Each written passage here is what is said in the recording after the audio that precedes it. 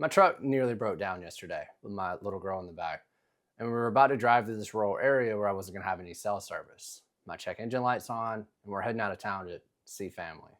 And I'm thinking, if this thing dies out here, we're going to be stuck. So I pull into a gas station, check my fluids, and then I drive to an auto parts store to run the code. Thankfully, it was my transmission assembly, not the transmission itself, but still risky. So we're close enough to make it home, so I just go for it. And today, I'm filming this video, and I didn't want to. I'm stressed about the repair bill, and I don't know what it's going to cost. But I made a commitment to show up, so here I am. And while I was sitting with all of this, it made me think about how to keep yourself going when life throws hard things your way. And here's what I notice happens to me sometimes when a problem hits. I'll spiral, and maybe you do too. Something goes wrong. It could be money, it could be relationship, it could be your side hustle, it could be your car breaking down. And my brain just locks onto it. I start running scenarios. How much is this going to cost? What if I can't afford it? What if it gets worse? And what am I going to do? And the more I think about it, the more powerless I feel.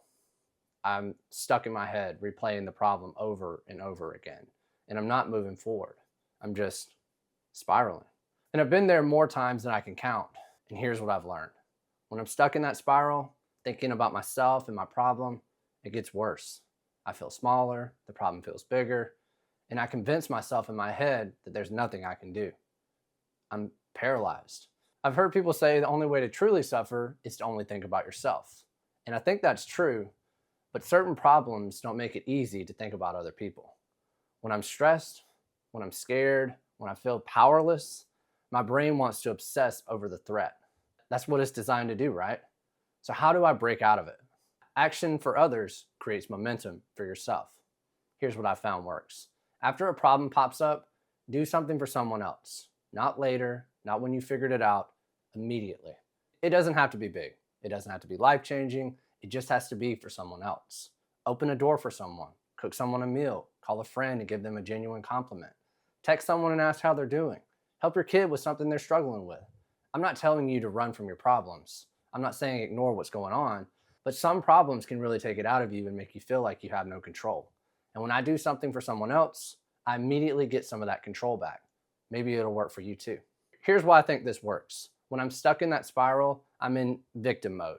Everything happens to me. I'm powerless. I'm at the mercy of the problem. But the moment I take action, especially action for someone else, something shifts. I'm no longer the victim.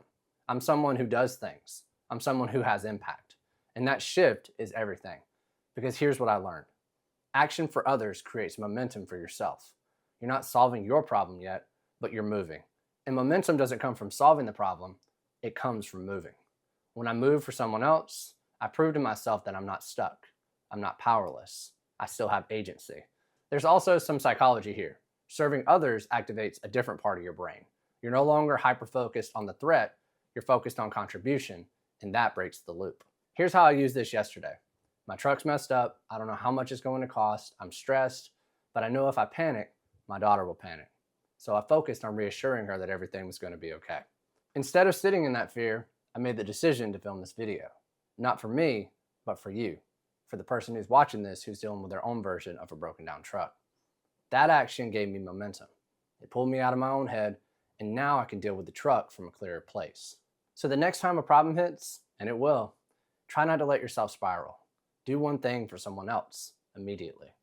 It could be as simple as holding the door open for someone at the store, sending a text to a friend checking in on them, helping your kid with their homework, making dinner for your family with intention. It doesn't matter what it is. What matters is that you move, you act, you break the spiral. Look, I don't have this all figured out. My truck's still broken. I still don't know what the bill is going to be, but I'm not spiraling because I took action for someone else, and that gave me the momentum I needed to keep going.